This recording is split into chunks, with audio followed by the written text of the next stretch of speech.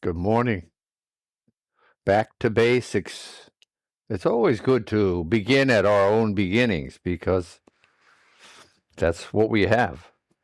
That's whom we are. Each of us, beginning physiology, is to be a Homo sapien.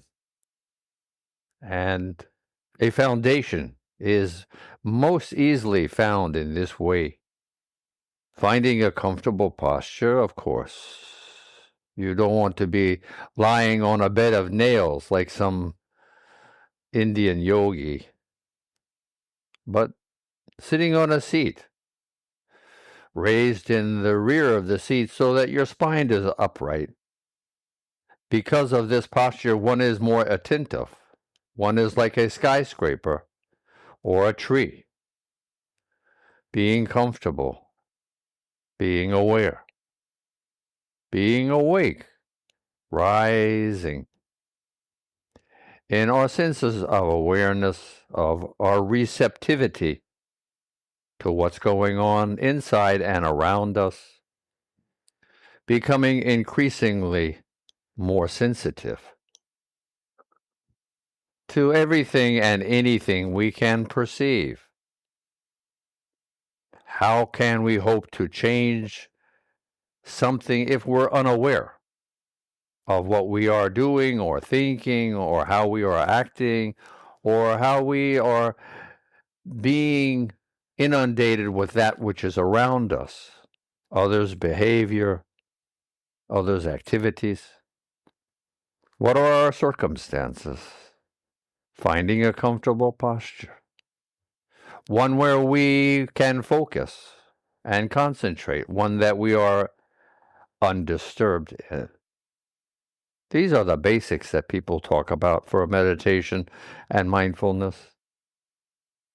And these are the reasons why they are important.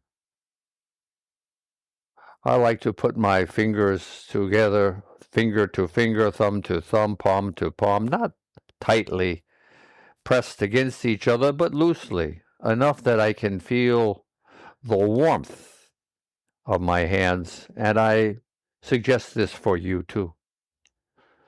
If you're sitting and your feet reach the floor, then also feeling the floor beneath your toes, your toe pads, your heels.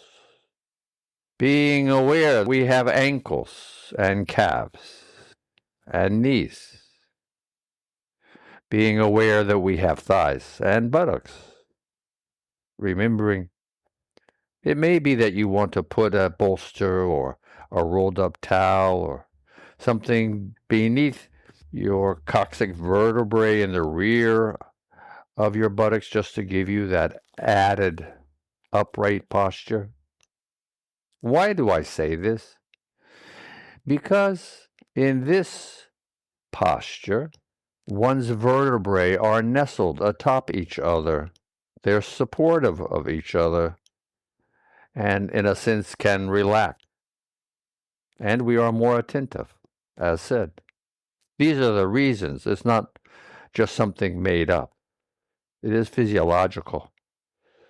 Also, raising one's shoulders gently and pressing them back also gently, that one opens up one's chest. Many slump forward. I see it all the time. When one eats, I see people leaning over their tables, maybe so that something doesn't spill from their mouths. I don't know. I think there is a degree of ignorance here.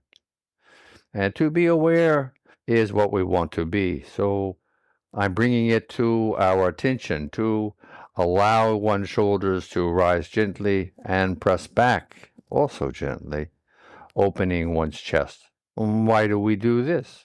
Again, opening one's chest allows one to breathe more fully, okay? To consume more oxygenated air so that we can breathe more openly, okay? Attaching one's tongue to the roof of one's mouth, getting it out of the way. Just some ideas. It doesn't have to be that you do everything I say. You have one's own mind to utilize in doing this and being playful, curious on our journey of self-improvement for our self-realization. We might illuminate our own beings and revel in what we find. If we are lucky to have hands and they are knit together, feeling the warmth, feeling this incredible sensation of our hands being together, that we have two, that we have 8 fingers and 2 thumbs. Feeling this is part of our gesture of humility in fashioning and coming into a state of grace, of harmony, tranquility, of peace, of being at ease with one's own being. Now, in these moments in which we are communicating, as your ears are perked up and hearing these words and simultaneously translating these sounds, syllables, into symbols in each of our minds, how incredibly lucky we are that we have a means of communication.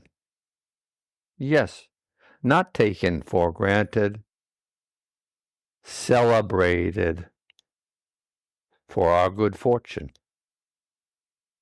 Finding one's stomach, finding one's mid-torso. You know there's a great deal going on inside. Finding one's chest rising and subsiding as we breathe. Creating thermal energy.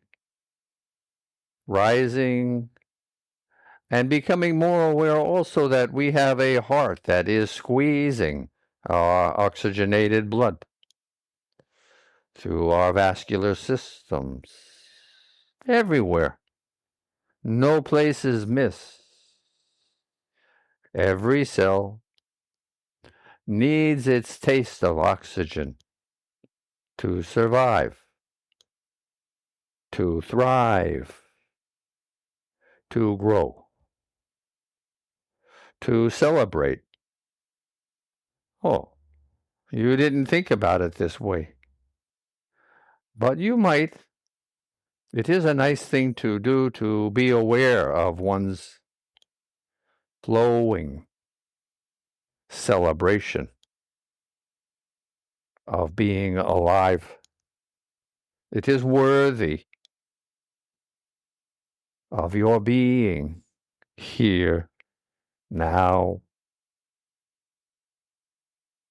Sometimes the question is asked, who am I?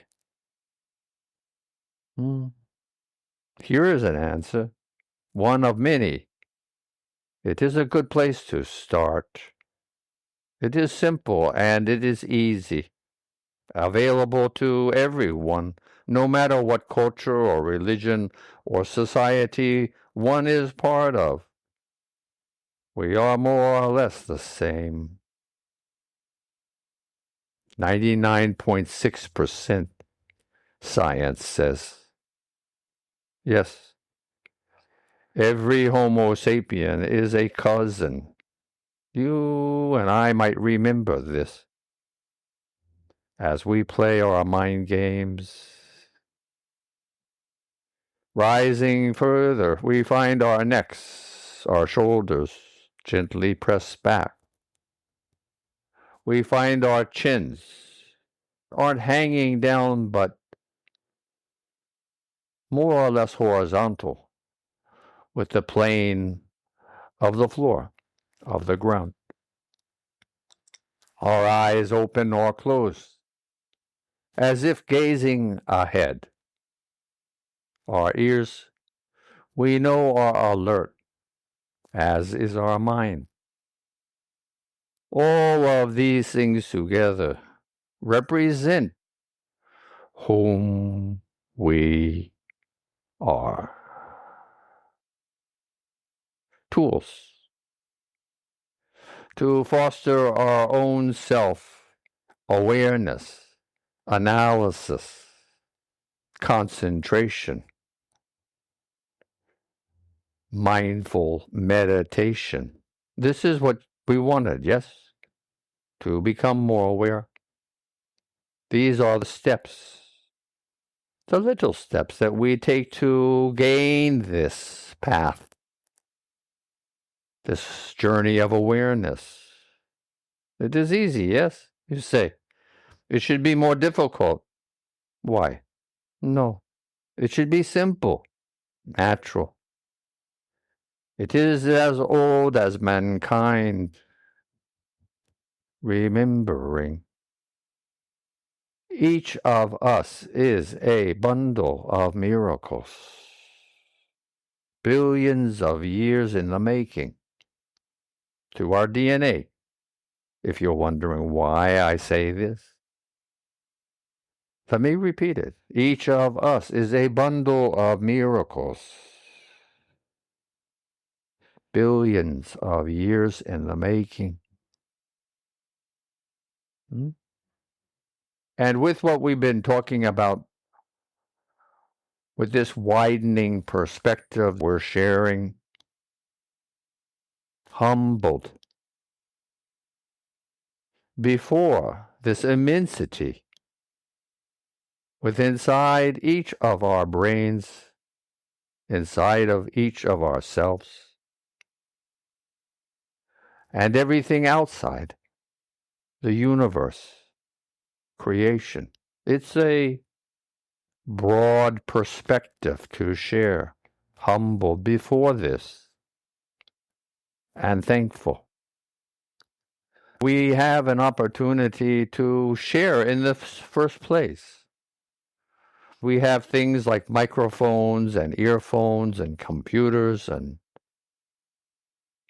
food and shelter, education, a means of communication,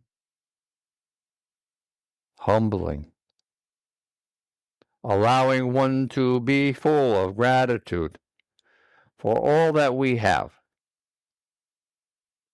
Life is not to be taken for granted, but celebrated. Feeling inside from this warmth that we feel between our fingers and palms, feeling a little bit deeper into areas that are even more usually ignored, forgotten, taken for granted, finding not only one's chest rising and subsiding, not only one's heart squeezing and one's body pulsing with the cadence of life, not only the heat of your body, but the shimmering majesty of this celebration that we have been talking about, feeling your whole body quaking, undulating, vibrating, shimmering. These tools are the way to begin to learn about oneself, a way of many, allowing oneself to revel in the awareness of one's own being. How lucky we have been, are, to be alive now in this world. It is In this way that we seed ourselves with these ideas, we come to simple realizations of what we are, of what our place is in the universe, within our world, in our societies, our families, our friends, our co-workers and such, community. It is in this way that one having gained a greater perspective, one is more able to have a positive attitude.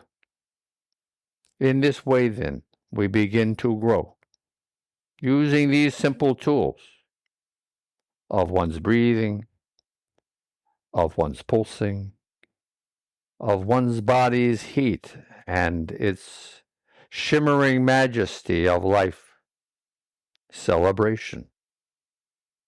These tools, these four, if you like. Yes, all miracles, these processes.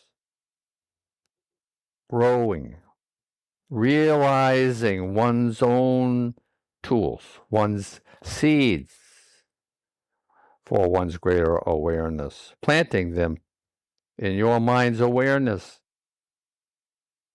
flowing through the harmony and the continuation, through life's changing moments, yes, moment by moment, all 86,400 in each day.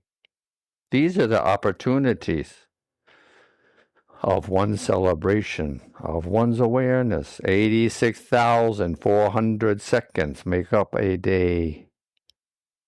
No excuses now. You have a lot of time. Flowing.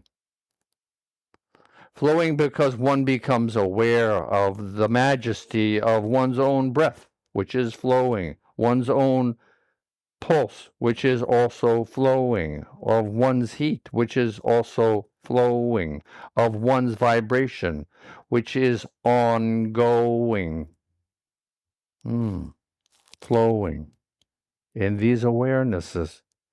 And when we forget or have taken the opportunity to multitask in a different direction, which is okay, remembering and returning to the basis of one's being, glowing, glowing in the rising self-realization of one's being. You deserve to grow and flow and glow, learning to shine in one's own self-illumination, filling with harmony and grace throughout one's day. A few moments at a time, one can regain one's sense of perspective, one's sense of receptivity to the wonder and awe of what is, of whom we are, and what we are part of. Doing it. Namaste.